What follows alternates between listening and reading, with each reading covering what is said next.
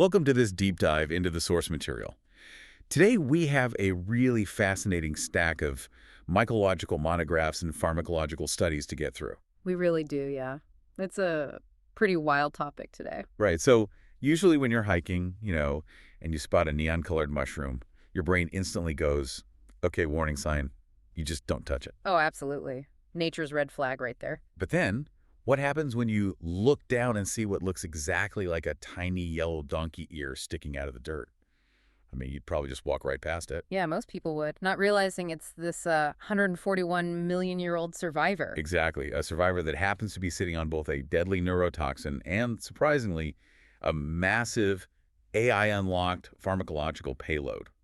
We're exploring the bizarre contradictions of Otidea and onotica today. It really is a crazy contradiction. I mean, the ancient Greeks actually thought these fungi were lightning bolts thrown by Jupiter. Lightning bolts, like, literally. Yeah, probably because they just sort of appear out of nowhere after heavy summer storms. But evolutionary data actually traces their lineage all the way back to the early Cretaceous. So they were right under the feet of dinosaurs. Exactly. They were forming these ectomycorrhizal networks back then, just, maintaining that unique lopsided split cup shape through multiple mass extinctions. It's wild. Up to 10 centimeters tall, yellow-orange with a pinkish inside, literally called the donkey's ear.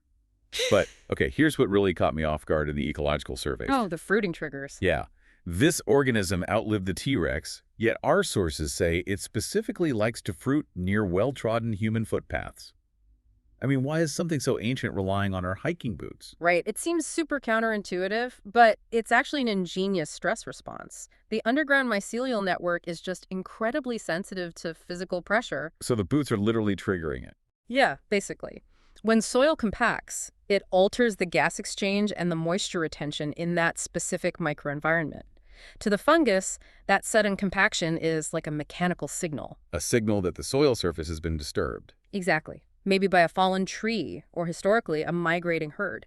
That disturbance means less immediate competition above ground, right? Oh, got it. So that clear path to spread spores triggers it to push up a fruiting body. That makes total sense. It's reading the physical disruption as a reproductive opportunity.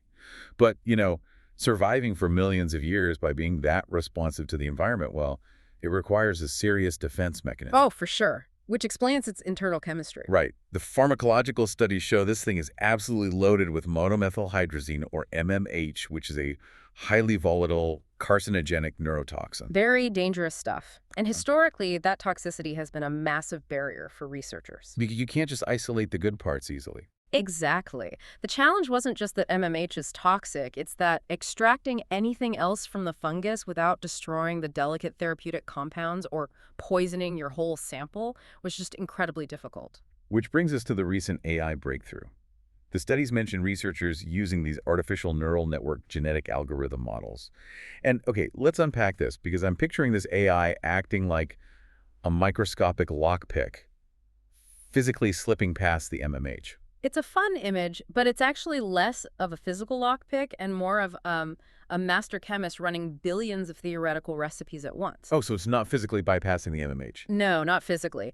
Instead, the AI is crunching massive, complex data sets to find the exact mathematical combination of temperature, solvent type, pressure, and extraction time. Oh, wow. So it optimizes the physical environment itself. Right. It perfects the environment to maximize the yield of specific secondary metabolites while basically leaving the toxic components behind or neutralizing them. So it's not separating molecules one by one. It's just creating the perfect conditions. Correct. And when they applied those optimized parameters, they isolated incredibly high concentrations of gallic and caffeic acids. And those are the ones demonstrating potent cytotoxic effects against A549 human lung cancer cells, right? Yeah. I mean, that's wild enough on its own, cracking the code on a toxic woodland deer to find a targeted cancer killer. Yeah. But the Alzheimer's data in these sources is just as striking. It really is. The AI optimization also yielded these highly effective enzyme inhibitors, because in neurological conditions like Alzheimer's, certain enzymes break down crucial neurotransmitters way too quickly. Like acetylcholine. Right. And the compounds isolated from Otidea and onotica actively inhibit those specific enzymes, which helps preserve the brain's neurotransmitter levels. So it could potentially slow cognitive decline. Exactly. It's literally doing double duty, cancer suppression and neurological protection, all hidden behind this chemical wall of neurotoxins. Oh, and wait, I can't forget the best field note party trick from the sources. Why the chemical reaction? Yeah. If you drop potassium hydroxide on the base of this fungus, the mycelium instantly flashes bright yellow. It's nature's chemistry experiment reacting in real time. It really highlights how complex these ancient organisms actually are, you know? And how our categories of toxic and medicinal aren't mutually exclusive. Definitely. Sometimes the cure is just locked inside the poison waiting for the right tool. Which leaves you with a pretty wild thought to ponder on your next hike. Oh, for sure. If an artificial intelligence algorithm can find a potential lung cancer treatment hidden inside a poisonous ear-shaped mushroom that outlived the dinosaurs, well, what other ancient medical secrets are just sitting in the dirt right beneath your hiking boots? Yeah, just waiting for the right line of code to unlock them. Exactly. Keep an eye out for those donkey ears on the trail.